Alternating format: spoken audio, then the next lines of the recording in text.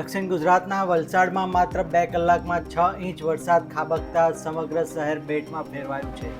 દુકાનો અને ઘરોમાં પાણી ઘૂસી ગયા છે, જ્યારે નવસારીમાં તોફાની વરસાદને કારણે વિઝિબિલિટી એટલી ઘટી ગઈ કે બપોરે પણ વાહન ચાલકોએ હેડલાઇટ ચાલુ રાખવી પડી હતી।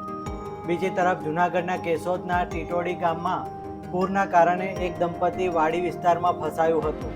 કંટ્રોલ રૂમ પર મેસેજ મળતા જ પ્રાંત અધિકારી અને મામલતદારની આગેવાનીમાં મોડલ ફાયર સ્ટેશનની ટીમે માત્ર અડધા કલાકમાં અશ્વિનભાઈ અને ઉષાબેન માકડિયાનું બોટ મારફતે દિલ ધડક અને સફળ રેસ્ક્યુ કર્યું હતું।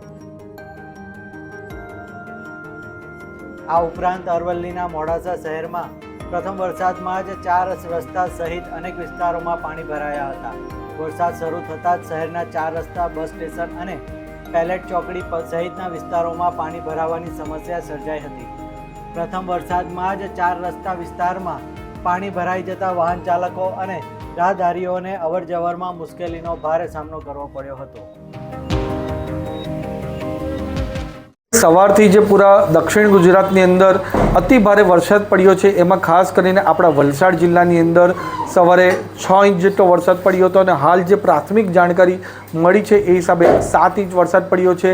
અમારા ચીખલી, ખેરગામ અને વાંસદાની અંદર ખાસ કરીને ચીખલીની અંદર 8 ઇંચ જેટલો વરસાદ અને ડાંગ જિલ્લામાં 5 ઇંચ જેટલો અતિ ભારે વરસાદ પડ્યો છે।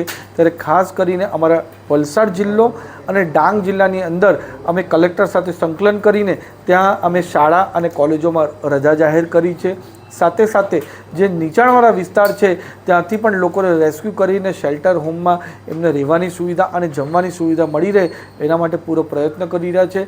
હાલ હમણાં વલસાડ જિલ્લાના 27 જેટલા રસ્તાઓ બંધ કર્યા છે, જે લોકોની સેફટી માટે છે અને એ જ રીતે અમારા વાંસદાની અંદર 42 રસ્તાઓ છે, જે પણ અમે એ રીતના ઝોનમાં મૂક્યા છે કે અતિ ભારે વરસાદ આવે અને રસ્તાઓ પરથી પાણી જાય તો એ પણ રસ્તા બંધ કરશું, પણ હાલ એ રસ્તા ચાલી રહ્યા છે અને અમારા NDRFની ટીમ અને SDRFની ટીમ પૂરી રીતે સતર્ક છે।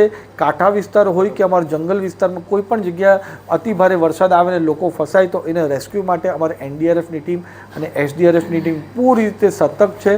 અમારા ગુજરાત રાજ્યના મુખ્યમંત્રી ભૂપેન્દ્ર પટેલ સાહેબ અને ઉપમુખ્યમંત્રી હર્ષભાઈ સંઘવી સાહેબે ખાસ અમને કહ્યું છે કે વલસાડ, ડાંગ અને નવસારીમાં ક્યાં પણ જરૂર પડે તો અમારી રાજ્ય સરકાર પૂરી રીતે બધી જ વસ્તુ આપવા તૈયાર છે।